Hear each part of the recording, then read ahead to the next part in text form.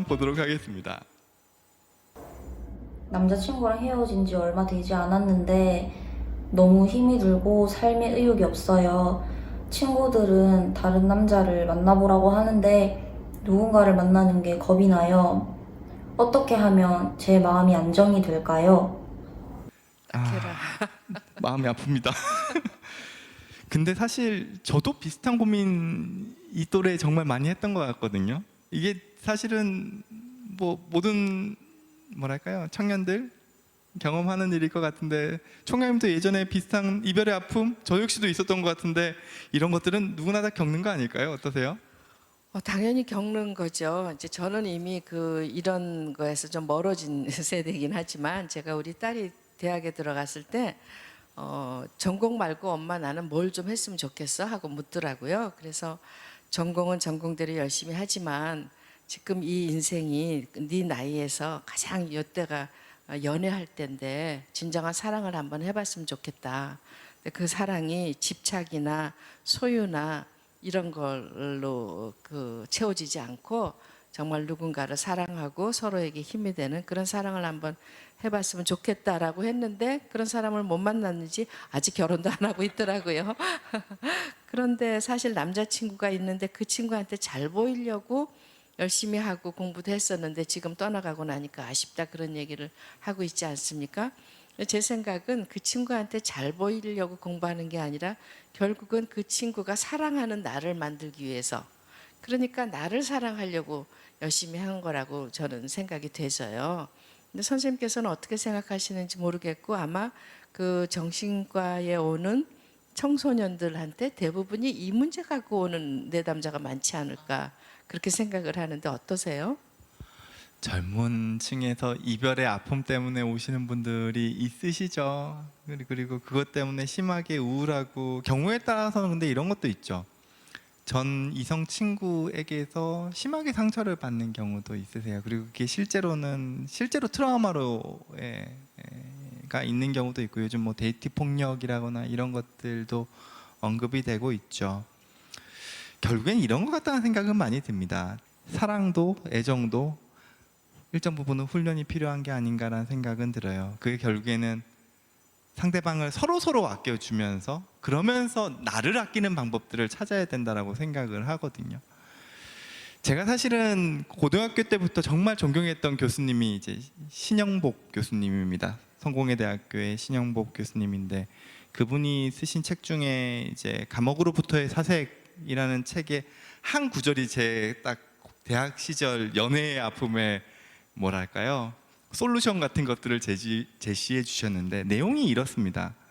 일종의 사랑은 농사처럼 경작돼야 된다는 이야기를 쓴 글이 있어요. 사랑은 경작되는 것, 이런 아마 제목이었던 것 같은데요. 우리가 사랑이라 그러면 달콤한 열매를 먼저 떠올리잖아요. 로맨틱한 달콤한 열매를 떠올리지만 이 열매 이유가 더 중요하다는 거죠. 썸을 타고 뭔가 스파크가 팡팡 튈 때는 당연히 좋죠. 뜨겁고. 근데 이 관계를 나의 현실적인 삶의 영역으로 가져오려고 그러면, 아까 말씀드렸던 내가 상대방을 아끼고 상대방도 나를 아껴주고, 그런 와중에서 내가 내 삶을 또 소중히 여기는 것들이 병행돼야지만 되는데, 농사를 처음부터 잘 짓는 사람은 없잖아요. 몇 번의 농사를 실패하기도 하고, 때에 따라서는 태풍이 몰려오기도 하고, 외부의 요인에 의해서도 경우에 따라서 농사를 망치듯 우리의 사랑도 결국에는 그런 것 같다는 생각을 하거든요. 우리가 아무리 노력해도 경우에 따라서는 외부 요인에 의해서 헤어지기도 하고 오해가 생기기도 하고, 근데 그런 어떤 과정을 통해서 조금씩 훈련되다 보면 우리가 가지게 되는 사랑에 대한 기술 역시도 좋아지지 않나, 이런 생각을 해봅니다. 그리고 두 번째는 아까 전에 총장님께서 먼저 말씀을 해주셔가지고 제 대본을 총장님께서 미리 보셨나 싶은 생각이 들었는데, 사랑을 하면서도 피해야 되는 건 있죠. 첫 번째는 내가 너무 의지하려고 하는 거, 내가 너무 의존하려고 하는 거. 두 번째는 상대방한테 내가 소유하려고 하는 거, 상대방을 내가 소유하려고 하는 거, 집착하려고 하는 거, 이 두 가지는 경계해야 될 것 같다는 생각이 들어요. 그게 결국에는 서로 상대방을 아껴주고 나를 소중하게 여기는 것들을 방해하는 대표적인 관계거든요. 내가 너무 의존하려고 하는 거든지, 내가 상대방을 집착하면서 소유하려고 하는 거든지, 그런 조언들은 조금 드리고 싶습니다.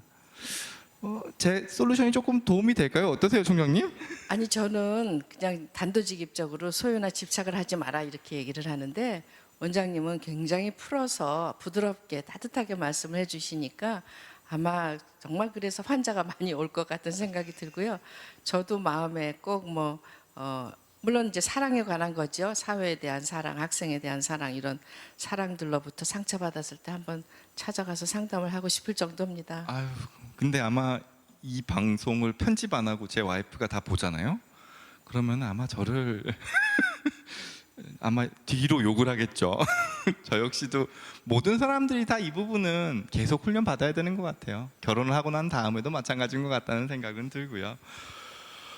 어느덧 시간이 이렇게 빨리 그러게요. 지나가 버렸습니다. 사연도 4개에 대한 사연에 대해서 저희들이 나름대로의 솔루션을 드렸는데 학생분들께서 혹시 여기 계신 교수님들께서 어떻게 들으셨는지 모르겠습니다. 그리고 아마 이 방송을 보게 될 학생 친구분들도 여러 가지로 마음이 찹찹한 마음일 것 같은데요. 그래도 그 친구들에게 응원의 영상 편지 같은 것들을 그래도 총장님께서 보내주신다면 학생들이 더 힘을 낼 수 있지 않을까요? 네, 학생들이 이제 지금 20대잖아요. 그래서 평균 85세까지 산다 그래도 앞으로 60세, 60년 이상 살 텐데 인생 살면서 뭐든가 겪어야 될 많은 것들이 있는데 이 코로나도 그 중에 하나인가 그런 생각을 합니다. 하나를 겪어내면 그만큼 굳은 살이 박힌다고 할까요? 그래서 다음 일을 할 때는 좀 더 수월하지 않을까 그런 생각을 해서 용기 잃지 말고 열심히 해달라는 말 하나 하고 그다음에 또 하나는 늘 학생들에게 하는 얘기인데 새우잠을 자더라도 고래 꿈을 꾸라라고 저는 늘 얘기합니다. 모든 상황이 힘들고 어렵죠. 편하게 사는 사람은 아무도 없는데 그럴지라도 큰 희망과 포부를 가지고 그것을 향해 나아가달라. 큰 바다로 나아갈 꿈을 꾸라. 그렇게 생각하고 있습니다. 제가 대학 때 총장님이 이야기를 더 일찍 들었더라면 저의 삶이 한층 더 발전했을 것 같다는 생각이 드는데요. 생각해보면 혹시 이 방송 들으시는 학생분들께서 부모님한테 부모님들의 인생에서 가장 힘들었던 시기는 언제였어요? 라는 걸 한번 물어봤으면 좋겠습니다. 아마 IMF 시기를 많이 언급을 하실 거예요. 그때도 우리나라가 어떻게 보면 전 국가적으로 위기 상황이었으니까요. 그럼에도 불구하고 지금의 위기 상황, 그때의 위기 상황 동일한 점은 제가 계속 말씀드리지만 우리 모두가 같이 공유하고 있다는 점이죠. 나만 힘든 게 아니라는 거죠. 우리가 다 같이 힘들다는 거고요. 아마 부모님한테 아빠 엄마는 힘들 때 어떻게 견뎌냈어? IMF를 어떻게 견뎌냈어? 라는 이야기를 하면 아마 부모님들께서 무용담을 들려주실 거예요. 그 시대에는 그거를 뚫어나가는 무용담들을 아마 부모님 세대는 다 가지고 계실 겁니다. 저희 부모님 세대도 그런 것들을 가지고 계시니까요. 결국에는 스토리텔링이라는 생각을 요즘 많이 합니다. 내가 힘든 과정을 겪고 있더라도 그게 내 5년 뒤, 10년 뒤에 내가 그때 당시에 힘들었던 상황을 돌이켜 볼 때 뭐 하나의 어떤 스토리텔링의 흐름이 완성된다 그러면 그 과정은 나한테 필요한 과정이었을 수 있죠.